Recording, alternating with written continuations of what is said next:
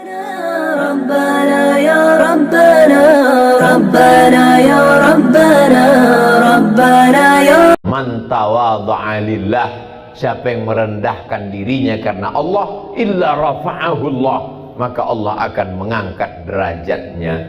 Penghambaan diri serendah-rendahnya sehingga Allah mengangkat setinggi-tingginya. Kalau kau mau diangkat Allah, maka rendahkanlah dirimu sampai kau merasa kau seperti mayat yang sedang dimandikan orang yang sedang memandikan jenazah. Bagaimana orang sedang memandikan jenazah? Tangannya dibengkokkan, hidungnya dipakai kapas, tak ada melawan. Mohon maaf Bapak Ibu yang pernah memandikan jenazah, ada pernah ketemu jenazah melawan? Kalau ada berarti dia belum mati. Ini semua menunjukkan bahwa kita rendah hati. Ustaz Abdul Somad nanti datang. Sami'na wa ata'na sam'an wa ta'atan Habib. Yang penting urus izin keramaian, semuanya selesai saya akan datang. Nanti kita acara dulu atau makan dulu acara. Terserah Habib, saya ikut saja. Ustaz Somad nanti acaranya mau duduk atau berdiri? Terserah, tapi rasa-rasanya saya mau berdiri Habib. Soalnya kalau duduk nanti jamaah mungkin ada yang dibalik tiang, ada yang duduk tak nampaknya. Banyak juga jamaah ini mau melihat, menyaksikan apa sama wajahnya di YouTube dengan asli. Jamaah, ini saya mau jelaskan kenapa saya berdiri. Padahal sebetulnya adab thalabul ilmi itu mesti duduk. Ini saya jelaskan supaya jangan ada dusta di antara kita. Setelah suci bersih, barulah Nabi Muhammad SAW melanjutkan perjalanan. Lalu kemudian dalam perjalanan itu pergilah dari Masjidil Haram ke Masjidil Aqsa sampai di Palestina. Lalu kemudian Nabi sholat di Palestina dan dia melihat imamnya adalah dirinya. Nabi Ibrahim dia lihat sebagai makmum, Nabi Musa dia lihat sebagai makmum, Nabi Isa alaihi salam, Isa bin Maryam dia lihat sebagai makmum.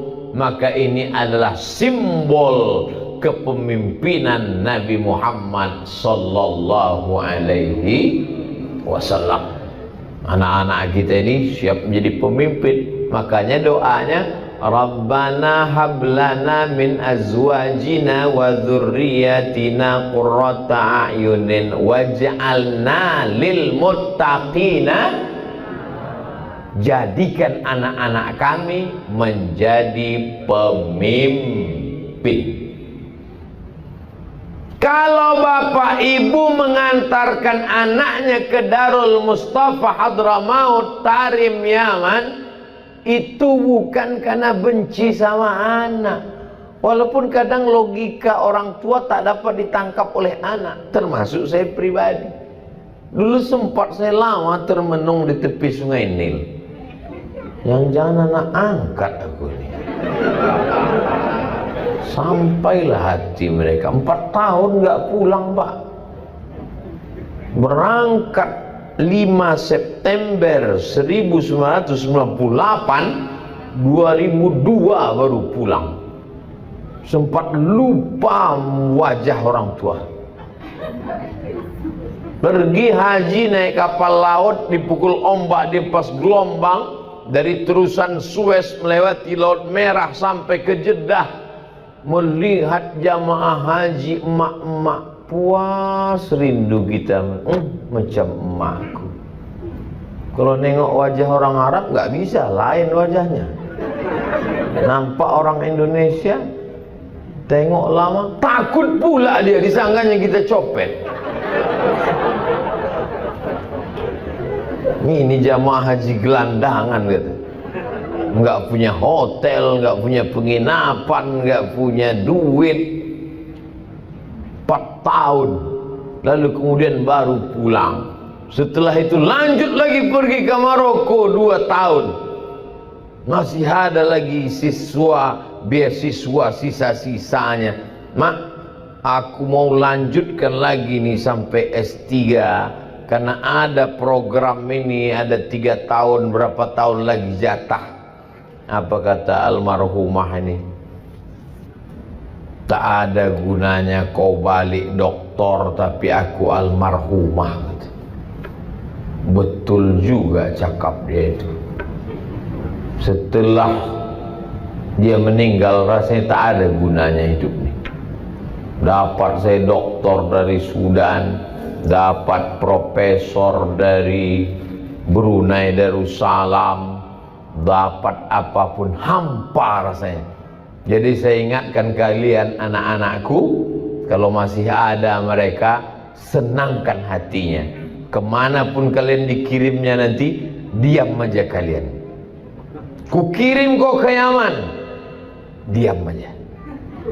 Kukirim kau ke Kairo, diam aja. Kukirim kau ke Amerika, belajar bahasa Inggris dulu aku mak. Karena niat mereka tidak jahat nak. Mereka hanyalah orang yang ingin melihat kalian bahagia selagi masih ada. Tapi tak semua orang tua tidak ada. Apakah orang tua kalau sudah tak ada di pelupuk mata meninggal dunia berarti dia tidak ada? Dia ada. Dia melihat kalian dari alam sana. Dia tersenyum saat ini melihat kalian khatam Quran. Maka ini anak-anak kita didik menjadi pemimpin.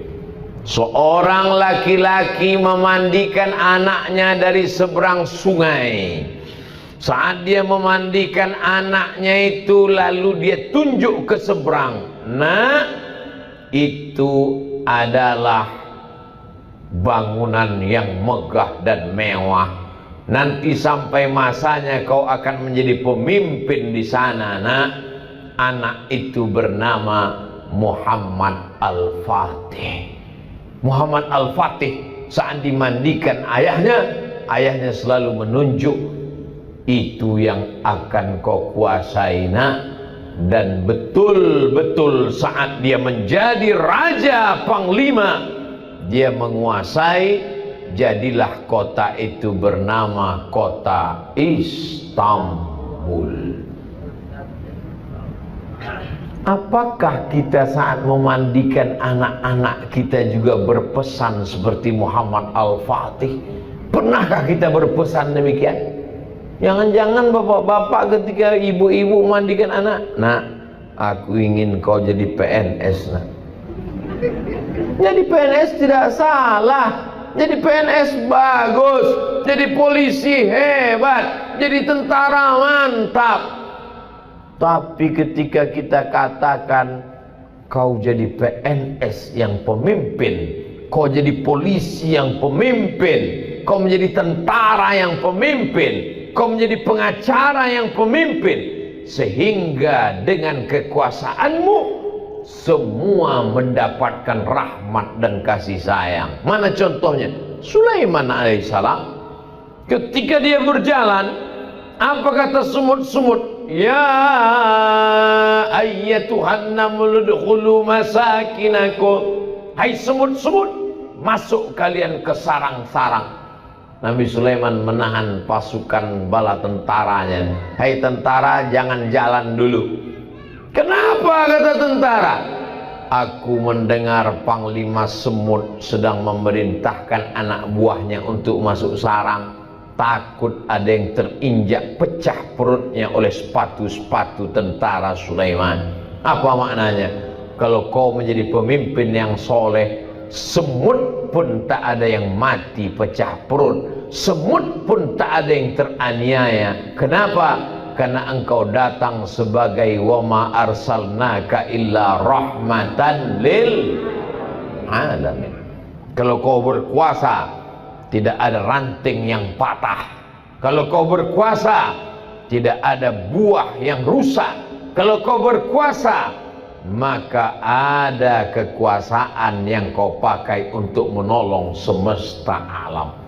Itu kepemimpinan Muhammad sallallahu alaihi wasallam. Nabi mau melepas pasukan perang. Apa kata Nabi? Satajiduna rijalan fis sawami. Nanti kalian akan ketemu pendeta-pendeta di gereja tua. La taqridu lahum, jangan ganggu pendeta. La taqtulu sabiyan murdi'a, jangan bunuh anak kecil sedang menyusui.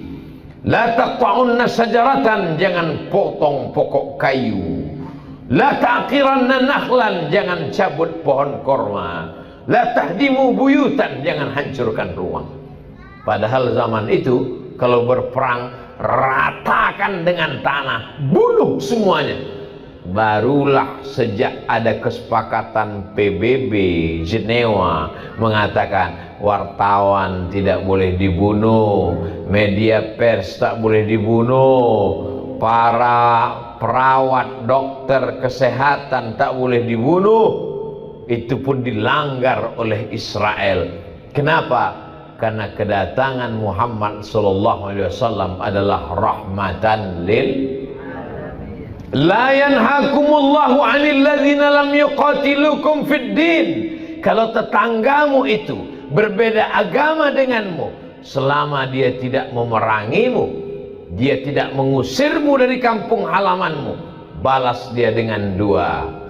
Antabarruhum, buat baik dengan mereka, wa tuqsitu ilaihim, bersikap adil dengan mereka. Kalau dia tidak mengusirmu, dia tidak membunuhmu, kau balas dengan dua. Adil kepada mereka dan buat baik. Baik itu bahasa Arabnya banyak. Hasan baik, thayyib baik, jayyid baik. Tapi kenapa dipakai di situ barru? Antabarruhum, barru digunakan untuk orang tua, birrul walidain. Apa maknanya?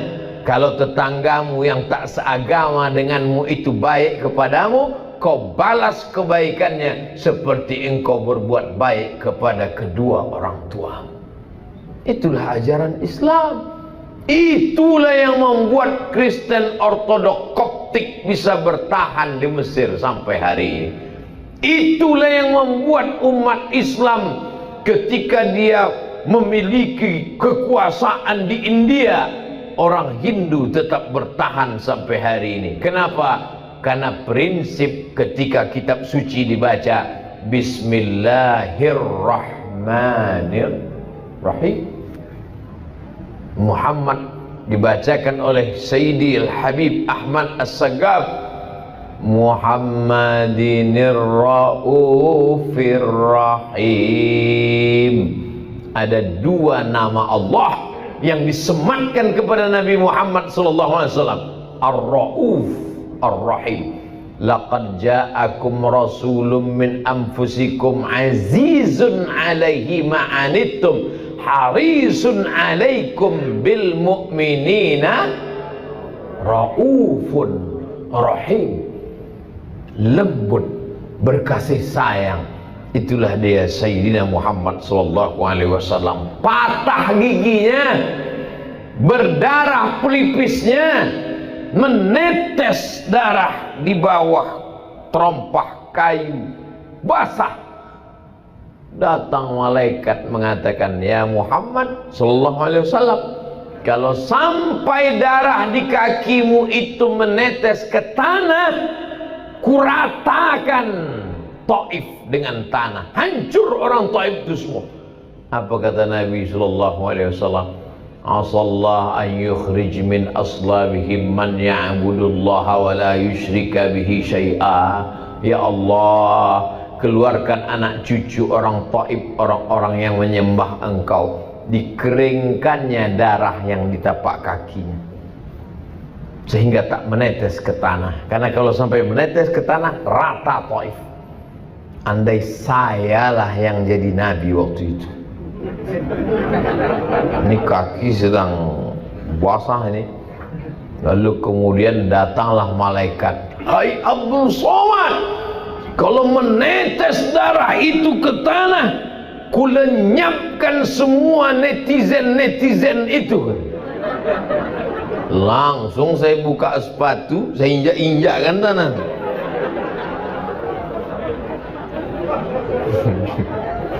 Quran yang dibaca Muhammad sallallahu alaihi wasallam sama dengan Quran yang kita baca. Sabda yang keluar dari mulutnya itu juga yang kita baca dalam Sahih Bukhari, Sahih Muslim, Sunan Abi Dawud, Sunan Nasai, Sunan Tirmidzi, Sunan Nasai, Sunan Ibni Majah, Musnad Ahmad bin Hanbal, Muwatta Malik, Sunan Ad-Darimi. Apa bedanya? Ada kelembutan hati melihat orang bukan sebagai musuh, tapi melihatnya sebagai hamba Allah yang perlu diselamatkan. Allahumma hdi qaumi fa innahum la ya'lamun.